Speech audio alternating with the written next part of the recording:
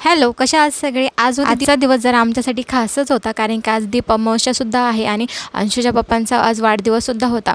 म्हटलं अंशूच्या पप्पांना ज्या गोष्टी आवडतात आपण आज त्याच बनवूयात. परंतु आजचा दिवस जरा फसला माझा, म्हणजे आजचा प्लॅन माझा जरा फसलाच. त्यानंतर म्हटलं जाऊ द्या, जे मला सकाळी बनवायचं होतं ना छान छान रेसिपीज, त्या म्हटलं जाऊ द्या आता सायंकाळीच बनवूयात, कारण की सकाळी अंशूच्या पप्पांची काही इच्छा नव्हती खायची.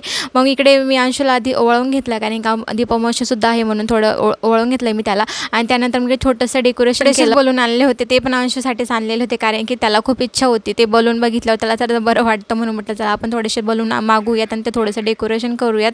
मी ते केलं आणि त्यानंतर म्हटलं चला आता जे मी सकाळी चटणी बनवून ठेवली होती बटाट्याची, तिचा आता वडे बनवून घेतली मी. त्यानंतर मस्त पालकची भजीसुद्धा बनवली आणि मस्त असं रात्रीचं जेवण केलं ना असं. आणि एक चटणीसुद्धा बनवली होती. चटणीमुळे ना अजून वड्यापावची मस्त अशी चव लागते, म्हणजे की एनहॅन्स होऊन जाते चव त्याची. तर व्लॉग आवडला असेल नक्की लाईक सबस्क्राईब करा. Okay, bye.